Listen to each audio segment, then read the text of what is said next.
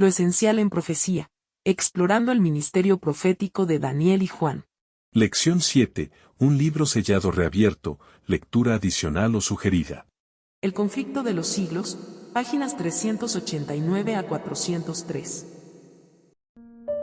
Por Elena Harmon de White.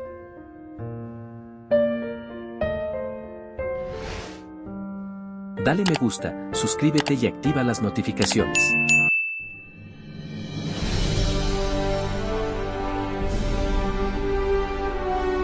Capítulo 23. Profecías cumplidas.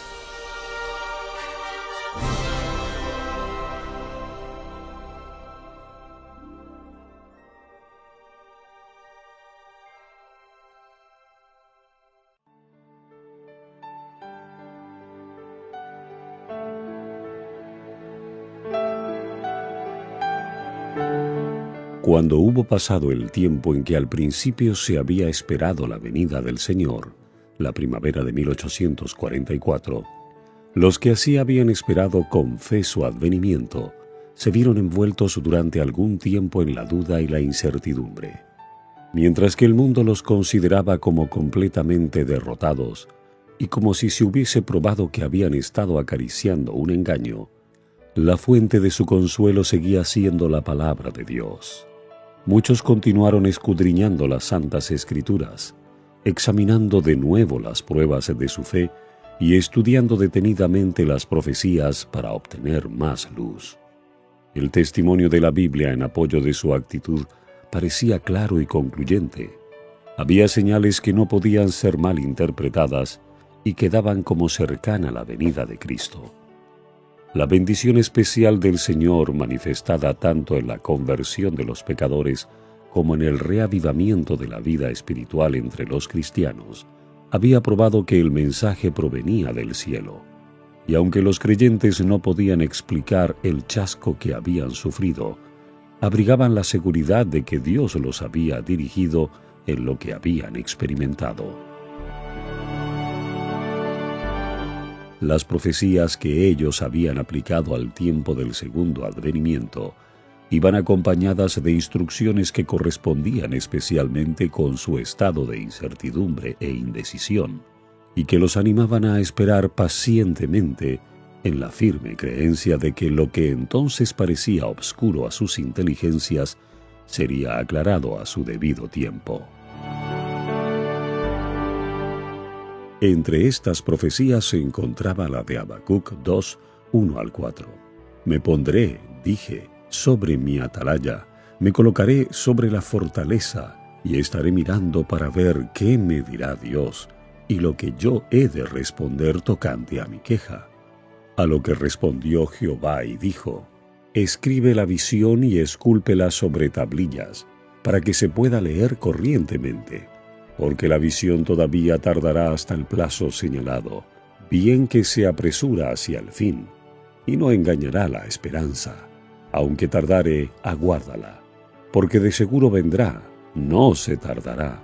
Pero he aquí al ensoberbecido, su alma no es recta en él, el justo empero por su fe vivirá.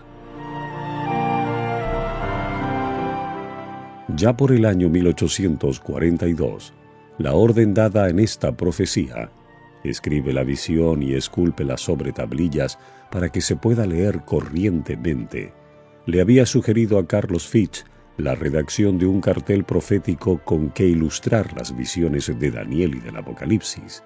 La publicación de este cartel fue considerada como cumplimiento de la orden dada por Habacuc. Nadie, sin embargo, notó entonces que la misma profecía menciona una dilación evidente en el cumplimiento de la visión, un tiempo de demora. Después del contratiempo, este pasaje de las Escrituras resultaba muy significativo. La visión todavía tardará hasta el plazo señalado, bien que se apresura hacia el fin y no engañará la esperanza. Aunque tardare, aguárdala, porque de seguro vendrá, no se tardará. El justo empero por su fe vivirá. Una porción de la profecía de Ezequiel fue también fuente de fuerza y de consuelo para los creyentes.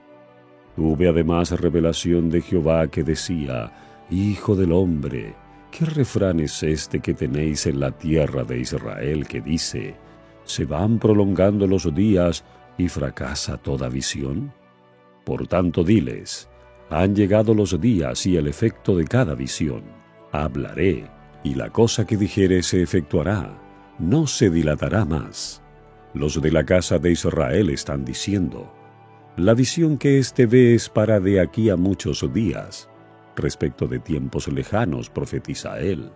Por tanto diles: así dice Jehová el Señor: no se dilatará más ninguna de mis palabras. Lo que yo dijere se cumplirá.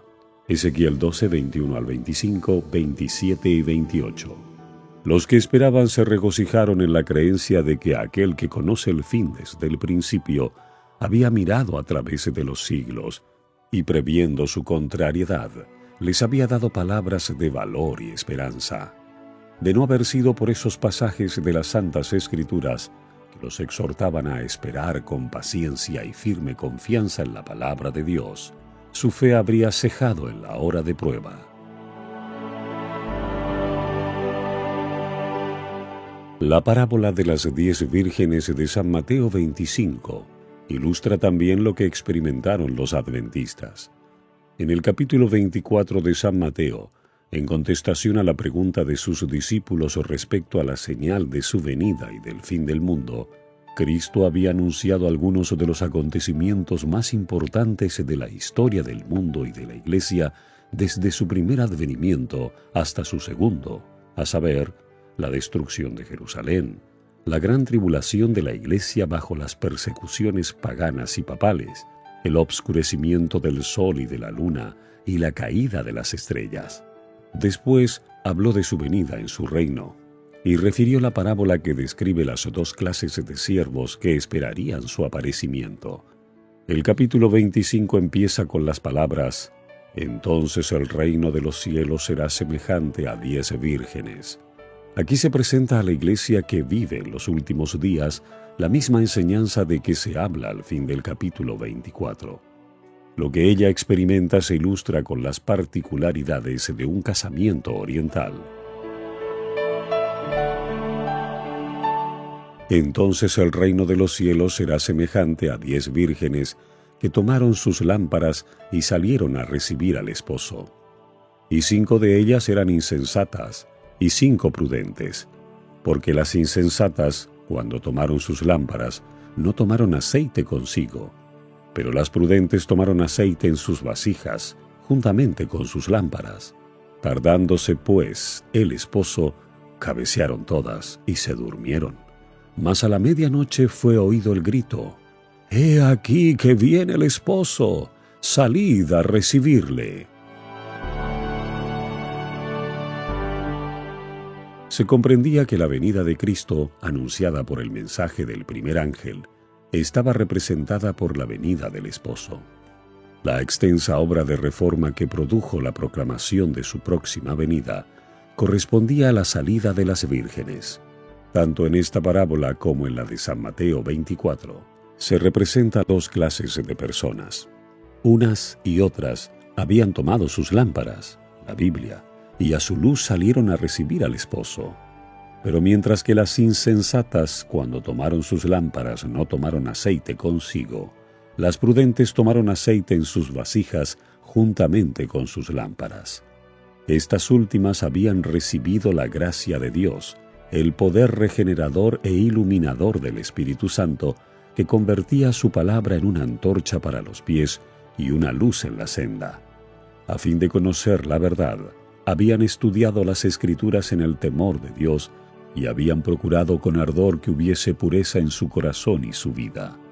Tenían experiencia personal, fe en Dios y en su palabra, y esto no podían borrarlo el desengaño y la dilación. En cuanto a las otras vírgenes, cuando tomaron sus lámparas, no tomaron aceite consigo. Habían obrado por impulso. Sus temores habían sido despertados por el solemne mensaje, pero se habían apoyado en la fe de sus hermanas, satisfechas con la luz vacilante de las buenas emociones, sin comprender a fondo la verdad y sin que la gracia hubiese obrado verdaderamente en sus corazones. Habían salido a recibir al Señor, llenas de esperanza en la perspectiva de una recompensa inmediata, pero no estaban preparadas para la tardanza ni para el contratiempo. Cuando vinieron las pruebas, su fe vaciló y sus luces se debilitaron.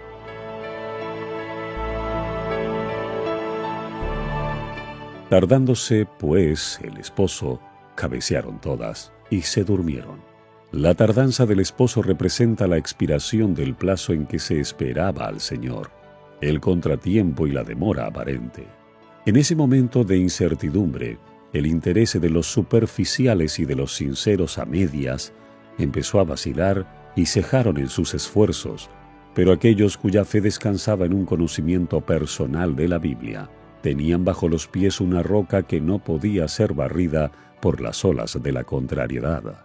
Cabecearon todas y se durmieron. Una clase de cristianos se sumió en la indiferencia y abandonó su fe. La otra siguió esperando pacientemente hasta que se le diese mayor luz.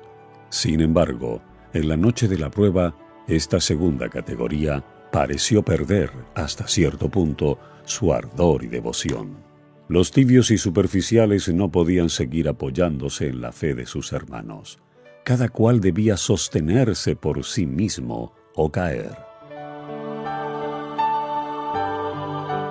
Por aquel entonces despuntó el fanatismo.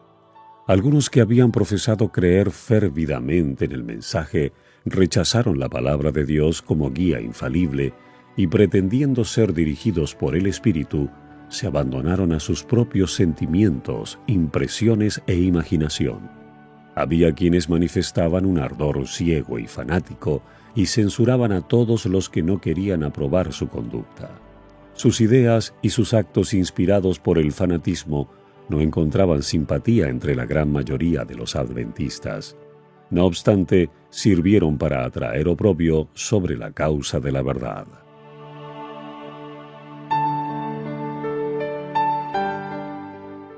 Satanás estaba tratando de oponerse por este medio a la obra de Dios y destruirla. El movimiento adventista había conmovido grandemente a la gente. Se habían convertido miles de pecadores y hubo hombres sinceros que se dedicaron a proclamar la verdad hasta en el tiempo de la tardanza. El príncipe del mal estaba perdiendo sus súbditos y para echar oprobio sobre la causa de Dios, trató de engañar a algunos de los que profesaban la fe y de trocarlos en extremistas. Luego sus agentes estaban listos para aprovechar cualquier error, cualquier falta, cualquier acto indecoroso y presentarlo al pueblo en la forma más exagerada, a fin de hacer odiosos a los adventistas y la fe que profesaban. Así, cuanto mayor era el número de los que lograra incluir entre los que profesaban creer en el segundo advenimiento, mientras su poder dirigía sus corazones, tanto más fácil le sería señalarlos a la atención del mundo como representantes de todo el cuerpo de creyentes.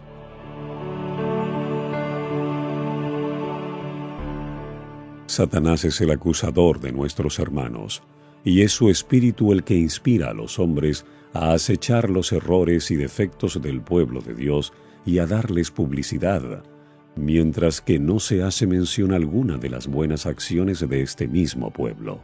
Siempre está activo cuando Dios obra para salvar las almas.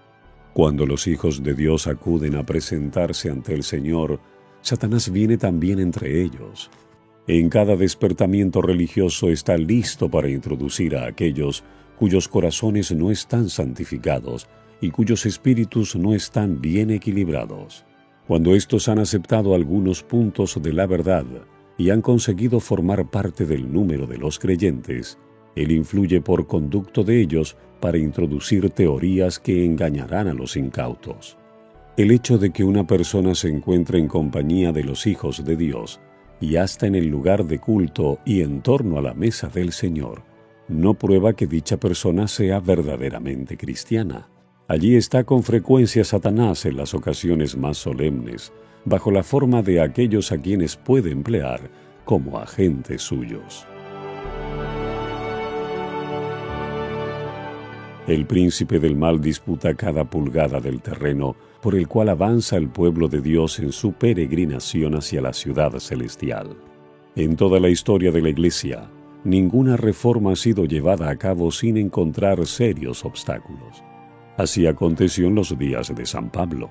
Dondequiera que el apóstol fundase una iglesia, había algunos que profesaban aceptar la fe, pero que introducían herejías que, de haber sido recibidas, habrían hecho desaparecer el amor a la verdad. Lutero tuvo también que sufrir gran aprieto y angustia debido a la conducta de fanáticos que pretendían que Dios había hablado directamente por ellos y que, por lo tanto, ponían sus propias ideas y opiniones por encima del testimonio de las Santas Escrituras. Muchos a quienes les faltaba fe y experiencia, pero a quienes les sobraba confianza en sí mismos y a quienes les gustaba oír y contar novedades, fueron engañados por los acertos de los nuevos maestros y se unieron a los agentes de Satanás en la tarea de destruir lo que, movido por Dios, Lutero había edificado. Y los Wesley y otros que por su influencia y su fe fueron causa de bendición para el mundo, tropezaron a cada paso con las artimañas de Satanás, que consistían en empujar a personas de celo exagerado, desequilibradas y no santificadas, a excesos de fanatismo de toda clase. Guillermo Miller no simpatizaba con aquellas influencias que conducían al fanatismo. Declaró, como Lutero, que todo espíritu debía ser probado por la palabra de Dios. El diablo, decía Miller, tiene gran poder en los ánimos de algunas personas de nuestra época. ¿Y cómo sabremos de qué espíritu provienen? La Biblia contesta, por sus frutos los conoceréis. Hay muchos espíritus en el mundo y se nos manda que los probemos. El espíritu que no nos hace vivir sobria, justa y piadosamente en este mundo no es de Cristo. Estoy más y más convencido de que Satanás tiene mucho que ver con estos movimientos desordenados. Muchos de los que entre nosotros aseveran estar completamente santificados no hacen más que seguir las tradiciones de los hombres y parecen ignorar la verdad tanto como otros que no hacen tales acertos. El espíritu de error nos alejará de la verdad, mientras que el Espíritu de Dios nos conducirá a ella.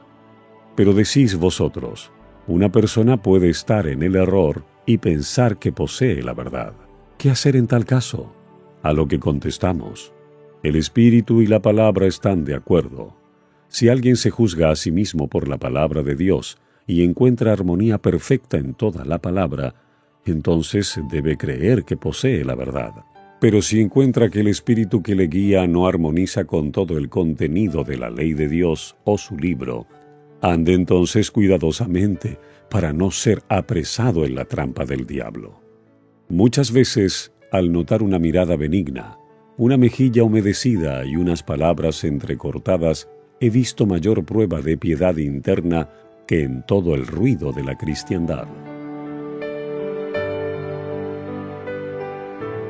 En los días de la Reforma, los adversarios de ésta achacaron todos los males del fanatismo a quienes lo estaban combatiendo con el mayor ardor. Algo semejante hicieron los adversarios del movimiento adventista. Y no contentos con desfigurar y abultar los errores de los extremistas y fanáticos, hicieron circular noticias desfavorables que no tenían el menor viso de verdad. Estas personas eran dominadas por prejuicios y odios. La proclamación de la venida inminente de Cristo les perturbaba la paz. Temían que pudiese ser cierta, pero esperaban sin embargo que no lo fuese. Y este era el motivo secreto de su lucha contra los adventistas y su fe.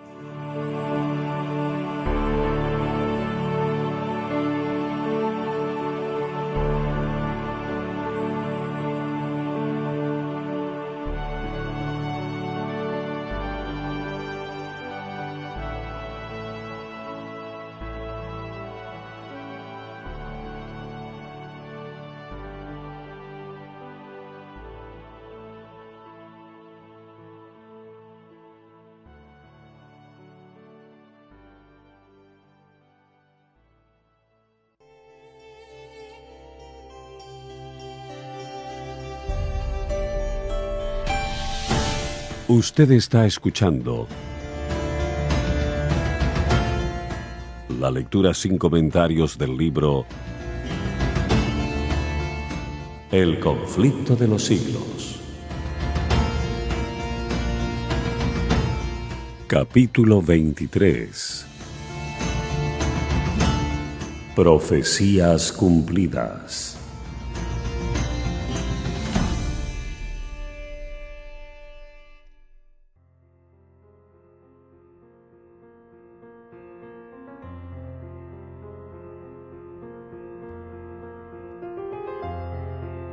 La circunstancia de que unos pocos fanáticos se abrieran paso entre las filas de los adventistas no era mayor razón para declarar que el movimiento no era de Dios, que lo fue la presencia de fanáticos y engañadores en la Iglesia en días de San Pablo o de Lutero, para condenar la obra de ambos.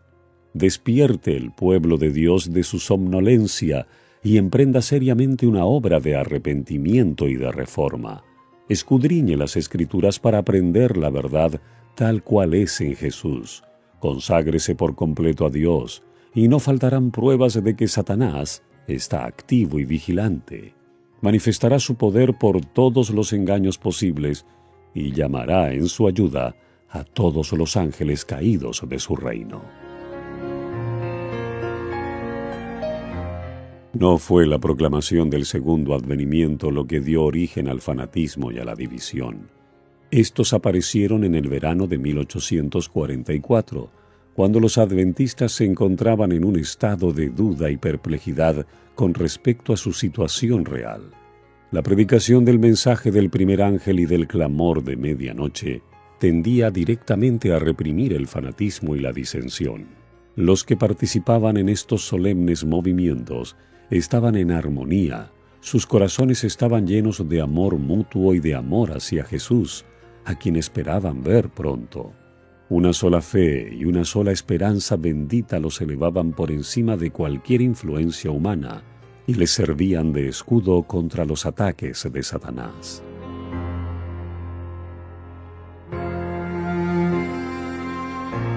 Tardándose, pues, el esposo, cabecearon todas y se durmieron.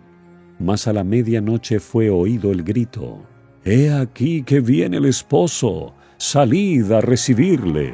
Entonces todas aquellas vírgenes se levantaron y aderezaron sus lámparas. Mateo 25, 5-7. En el verano de 1844, a mediados de la época comprendida entre el tiempo en que se había supuesto primero que terminarían los 2300 días y el otoño del mismo año, hasta donde descubrieron después que se extendían, el mensaje fue proclamado en los términos mismos de la Escritura: «He aquí que viene el esposo».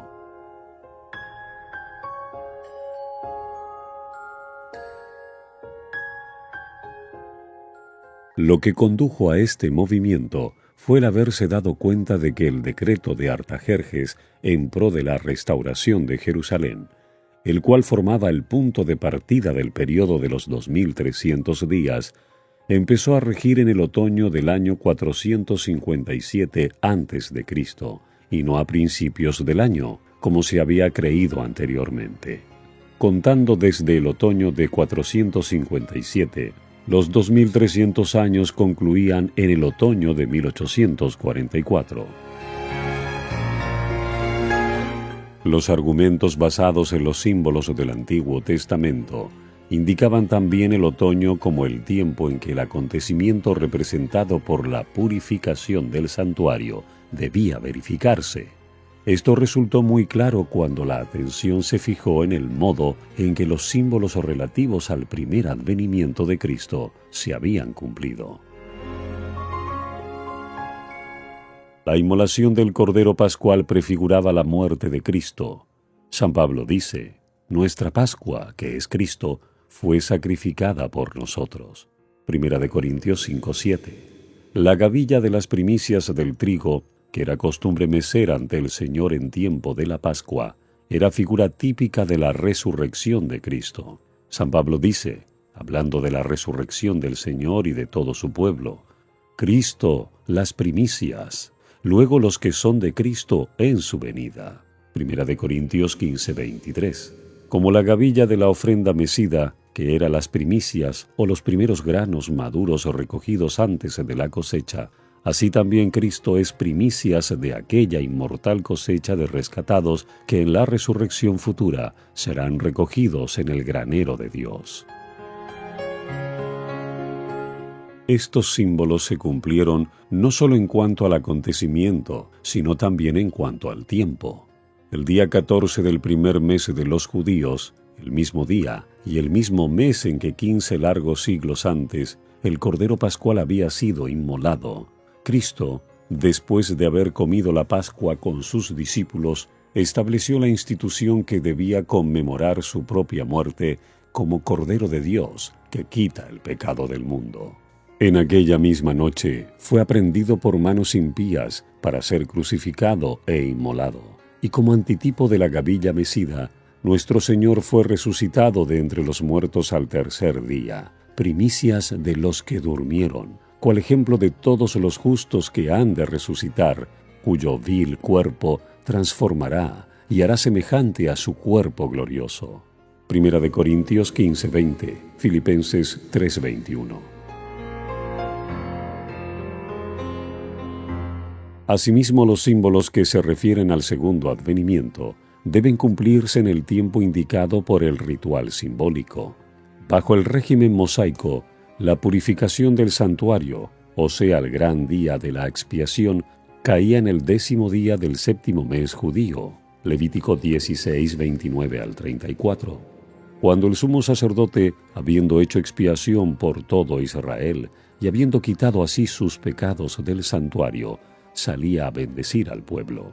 Así se creyó que Cristo, nuestro sumo sacerdote, aparecería para purificar la tierra por medio de la destrucción del pecado y de los pecadores, y para conceder la inmortalidad a su pueblo que le esperaba.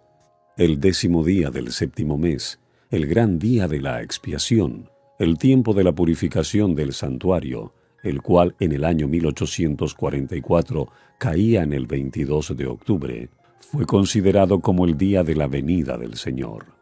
Esto estaba en consonancia con las pruebas ya presentadas de que los 2300 días terminarían en el otoño, y la conclusión parecía irrebatible. En la parábola de San Mateo 25, el tiempo de espera y el cabeceo son seguidos de la venida del esposo.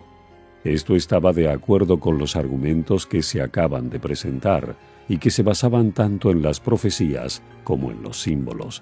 Para muchos entrañaban gran poder convincente de su verdad, y el clamor de medianoche fue proclamado por miles de creyentes. Como marea creciente, el movimiento se extendió por el país, fue de ciudad en ciudad, de pueblo en pueblo, y hasta a lugares remotos del campo, y consiguió despertar al pueblo de Dios que estaba esperando. El fanatismo desapareció ante esta proclamación como helada temprana ante el sol naciente. Los creyentes vieron desvanecerse sus dudas y perplejidades. La esperanza y el valor reanimaron sus corazones. La obra quedaba libre de las exageraciones propias de todo arrebato que no es dominado por la influencia de la palabra y del Espíritu de Dios. Este movimiento recordaba los periodos sucesivos de humillación y de conversión al Señor que entre los antiguos israelitas solían resultar de las reconvenciones dadas por los siervos de Dios. Llevaba el sello distintivo de la obra de Dios en todas las edades. Había en él poco gozo extático, sino más bien un profundo escudriñamiento del corazón, confesión de los pecados y renunciación al mundo. El anhelo de los espíritus abrumados era prepararse para recibir al Señor. Había perseverancia en la oración y consagración a Dios sin reserva.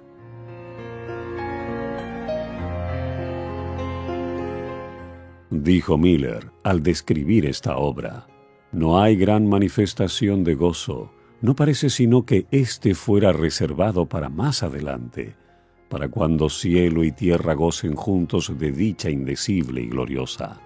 No se oye tampoco en ella grito de alegría. pues esto también está reservado para la aclamación que ha de oírse del cielo. Los cantores callan, están esperando poderse unir a las huestes angelicales, al coro del cielo.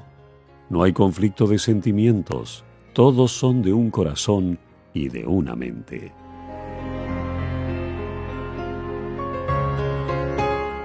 Otra persona que tomó parte en el movimiento testifica lo siguiente: produjo en todas partes el más profundo escudriñamiento del corazón y humillación del alma ante el Dios del alto cielo. Ocasionó un gran desapego de las cosas de este mundo, hizo cesar las controversias y animosidades, e impulsó a confesar los malos procederes y a humillarse ante Dios y a dirigirle súplicas sinceras y ardientes para obtener perdón. Causó humillación personal y postración del alma, cual nunca las habíamos presenciado hasta entonces, como el Señor lo dispusiera por boca del profeta Joel, para cuando el día del Señor estuviese cerca. Produjo un desgarramiento de los corazones y no de las vestiduras, y la conversión al Señor con ayuno, lágrimas y lamentos. Como Dios lo dijera por conducto de Zacarías, un espíritu de gracia y oración fue derramado sobre sus hijos. Miraron a aquel a quien habían traspasado. Había gran pesar en la tierra, y los que estaban esperando al Señor afligían sus almas ante Él.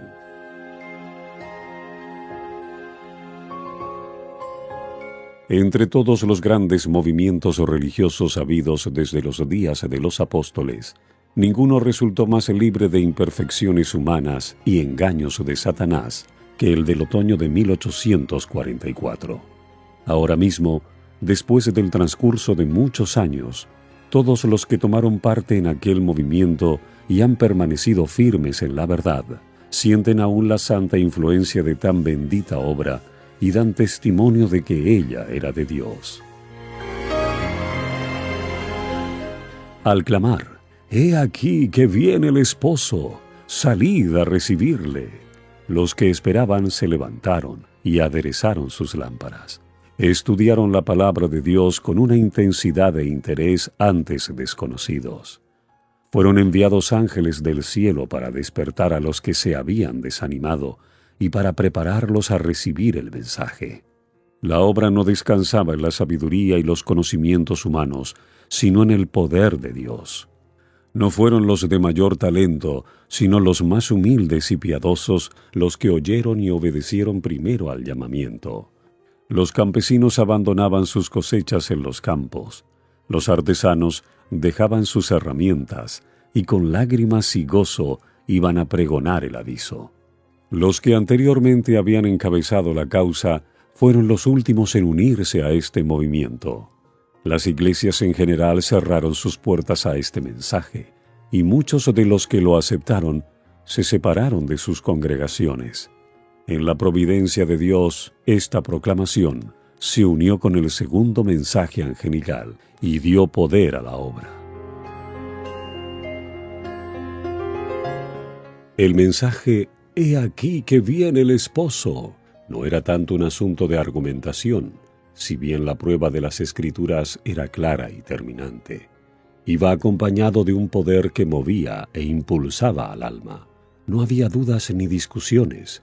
Con motivo de la entrada triunfal de Cristo en Jerusalén, el pueblo que se había reunido de todas partes del país para celebrar la fiesta fue en tropel al Monte de los Olivos, y al unirse con la multitud que acompañaba a Jesús, se dejó arrebatar por la inspiración del momento y contribuyó a dar mayores proporciones a la aclamación «Bendito el que viene en el nombre del Señor». Mateo 21:9. Del mismo modo, los incrédulos que se agolpaban en las reuniones adventistas, unos por curiosidad, otros tan solo para ridiculizarlas, sentían el poder convincente que acompañaba el mensaje. «He aquí que viene el esposo». En aquel entonces había una fe que atraía respuestas del cielo a las oraciones, una fe que se atenía a la recompensa. Como los aguaceros que caen en tierra sedienta, el Espíritu de gracia descendió sobre los que le buscaban con sinceridad. Los que esperaban verse pronto cara a cara con su Redentor sintieron una solemnidad y un gozo indecibles. El poder suavizador y sojuzgador del Espíritu Santo cambiaba los corazones, pues sus bendiciones eran dispensadas abundantemente sobre los fieles creyentes.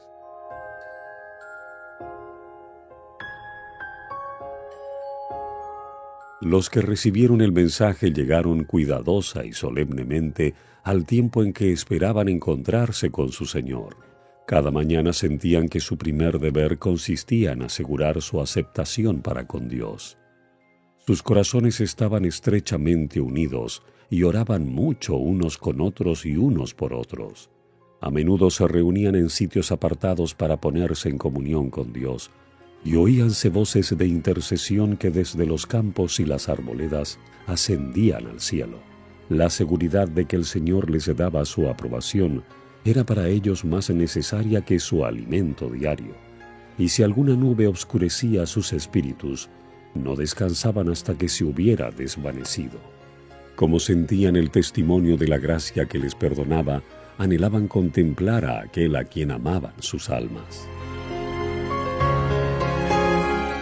Pero un desengaño más les estaba reservado. El tiempo de espera pasó y su Salvador no apareció. Con confianza inquebrantable habían esperado su venida, y ahora sentían lo que María, cuando, al ir al sepulcro del Salvador y encontrándolo vacío, exclamó llorando: «Se han llevado a mi Señor y no sé dónde le han puesto». San Juan 20:13. Un sentimiento de pavor, el temor de que el mensaje fuese verdad, había servido durante algún tiempo para refrenar al mundo incrédulo. Cumplido el plazo, ese sentimiento no desapareció del todo. Al principio no se atrevieron a celebrar su triunfo sobre los que habían quedado chasqueados, pero como no se vieran señales de la ira de Dios, se olvidaron de sus temores y nuevamente profirieron insultos y burlas. Un número notable de los que habían profesado creer en la próxima venida del Señor abandonaron su fe. Algunos que habían tenido mucha confianza quedaron tan hondamente heridos en su orgullo que hubiesen querido huir del mundo. Como Jonás, se quejaban de Dios y habrían preferido la muerte a la vida. Los que habían fundado su fe en opiniones ajenas y no en la palabra de Dios estaban listos para cambiar otra vez de parecer. Los burladores atrajeron a sus filas a los débiles y cobardes, y todos estos convinieron en declarar que ya no podía haber temor ni expectación. El tiempo había pasado, el Señor no había venido, y el mundo podría subsistir como antes, miles de años. Los creyentes fervientes y sinceros lo habían abandonado todo por Cristo, y habían gozado de su presencia como nunca antes. Creían haber dado su último aviso al mundo y esperando ser recibidos pronto en la sociedad de su divino Maestro y de los ángeles celestiales, se habían separado en su mayor parte de los que no habían recibido el mensaje. Habían orado con gran fervor: «Ven, Señor Jesús, y ven presto». Pero no vino. Reasumir entonces la pesada carga de los cuidados y perplejidades de la vida y soportar las afrentas y escarnios del mundo constituía una dura prueba para su fe y paciencia.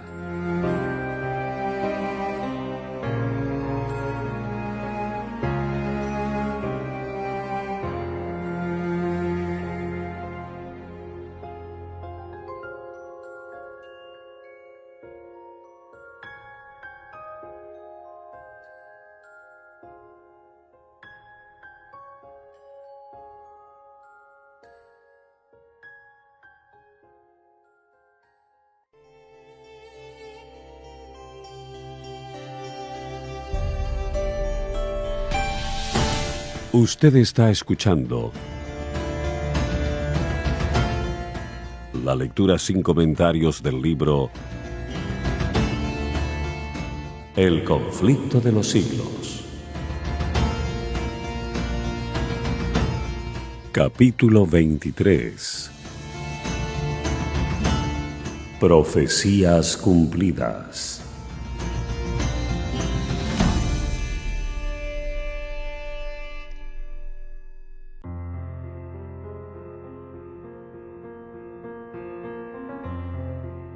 Con todo, este contratiempo no era tan grande como el que experimentaran los discípulos cuando el primer advenimiento de Cristo. Cuando Jesús entró triunfalmente en Jerusalén, sus discípulos creían que estaba a punto de subir al trono de David y de libertar a Israel de sus opresores.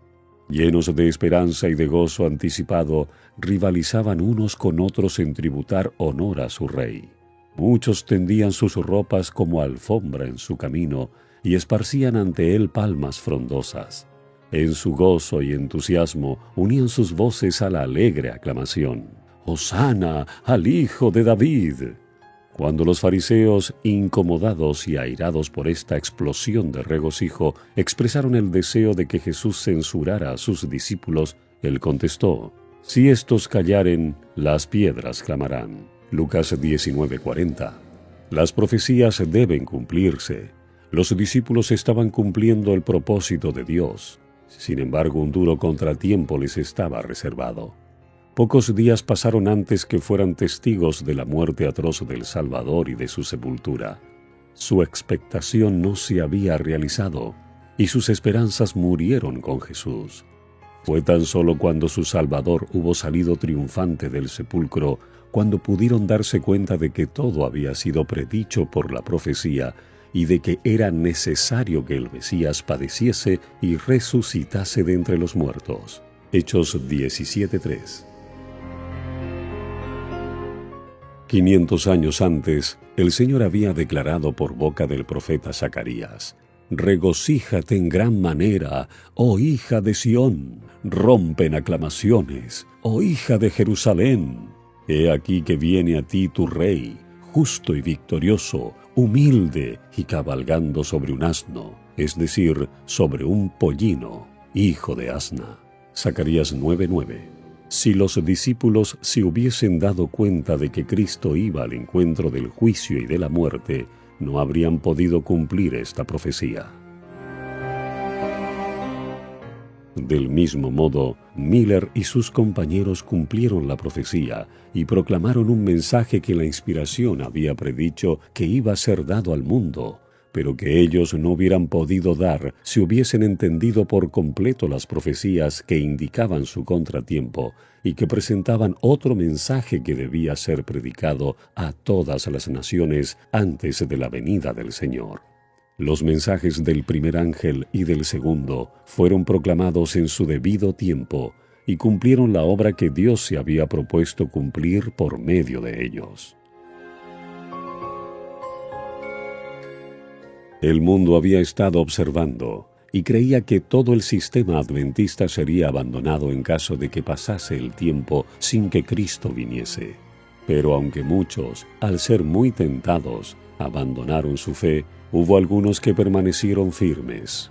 Los frutos del movimiento adventista, el espíritu de humildad, el examen del corazón, la renunciación al mundo y la reforma de la vida que habían acompañado la obra, probaban que ésta era de Dios. No se atrevían a negar que el poder del Espíritu Santo hubiera acompañado la predicación del segundo advenimiento, y no podían descubrir error alguno en el cómputo de los periodos proféticos. Los más hábiles de sus adversarios no habían logrado echar por tierra su sistema de interpretación profética. Sin pruebas bíblicas, no podían consentir en abandonar posiciones que habían sido alcanzadas merced a la oración y a un estudio formal de las Escrituras, por inteligencias alumbradas por el Espíritu de Dios y por corazones en los cuales ardía el poder vivificante de éste, pues eran posiciones que habían resistido a las críticas más agudas y a la oposición más violenta por parte de los maestros de religión del pueblo y de los sabios mundanos, y que habían permanecido firmes ante las fuerzas combinadas del saber y de la elocuencia y las afrentas y ultrajes tanto de los hombres de reputación como de los más viles. Verdad es que no se había producido el acontecimiento esperado, pero ni aun esto pudo conmover su fe en la palabra de Dios. Cuando Jonás proclamó en las calles de Nínive que en el plazo de 40 días la ciudad sería destruida, el Señor aceptó la humillación de los ninivitas y prolongó su tiempo de gracia. No obstante, el mensaje de Jonás fue enviado por Dios, y Nínive fue probada por la voluntad divina. Los adventistas creyeron que Dios les había inspirado de igual modo para proclamar el aviso del juicio. El aviso, decían, probó los corazones de todos los que lo oyeron, y despertó interés por el advenimiento del Señor, o determinó un odio a su venida que resultó visible o no, pero que es conocido por Dios. Trazó una línea divisoria, de suerte que los que quieran examinar sus propios corazones pueden saber de qué lado de ella se habrían encontrado en caso de haber venido el Señor entonces. Si habrían exclamado, «He aquí, este es nuestro Dios, le hemos esperado, y Él nos salvará». O si habrían clamado a los montes y a las peñas para que cayeran sobre ellos y los escondieran de la presencia del que está sentado en el trono y de la ira del Cordero. Creemos que Dios probó así a su pueblo y su fe, y vio si en la hora de aflicción retrocederían del sitio en que creyera conveniente colocarlos, y si abandonarían este mundo confiando absolutamente en la palabra de Dios. Los sentimientos de los que creían que Dios los había dirigido en su pasada experiencia están expresados en las siguientes palabras de Guillermo Miller. Si tuviese que volver a empezar mi vida con las mismas pruebas que tuve entonces, para ser de buena fe para con Dios y los hombres, tendría que hacer lo que hice. Espero haber limpiado mis vestiduras de la sangre de las almas. Siento que, en cuanto me ha sido posible, me he librado de toda culpabilidad en su condenación. Aunque me chasqueé 2 veces, escribió este hombre de Dios, no estoy aún abatido ni desanimado. Mi esperanza en la venida de Cristo es tan firme como siempre. No he hecho más que lo que, después de años de solemne consideración, sentía que era mi solemne deber hacer. Si me he equivocado, ha sido del lado de la caridad, del amor a mis semejantes, y movido por el sentimiento de mi deber para con Dios.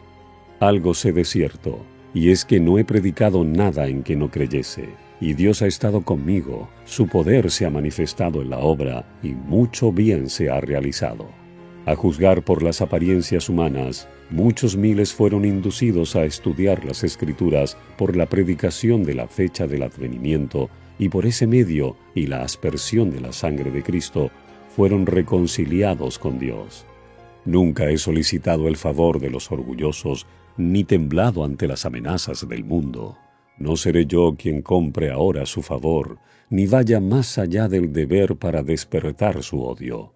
Nunca imploraré de ellos mi vida, ni vacilaré en perderla, si Dios en su providencia así lo dispone. Dios no se olvidó de su pueblo. Su espíritu siguió acompañando a los que no negaron temerariamente la luz que habían recibido, ni denunciaron el movimiento adventista. En la epístola a los Hebreos hay palabras de aliento y de admonición para los que vivían en la expectación y fueron probados en esa crisis. No desechéis, pues, esta vuestra confianza, que tiene una grande remuneración, porque tenéis necesidad de la paciencia, a fin de que, habiendo hecho la voluntad de Dios, recibáis la promesa. Porque dentro de un brevísimo tiempo vendrá el que ha de venir y no tardará. El justo empero vivirá por la fe, y si alguno se retirare, no se complacerá mi alma en él. Nosotros empero no somos de aquellos que se retiran para perdición, sino de los que tienen fe para salvación del alma. Hebreos 10, 35 al 39. Que esta amonestación va dirigida a la Iglesia en los últimos días se echa de ver por las palabras que indican la proximidad de la venida del Señor. Porque dentro de un brevísimo tiempo vendrá el que ha de venir y no tardará. Y este pasaje implica claramente que habría una demora aparente y que el Señor parecería tardar en venir. La enseñanza dada aquí se aplica especialmente a lo que les pasaba a los adventistas en ese entonces.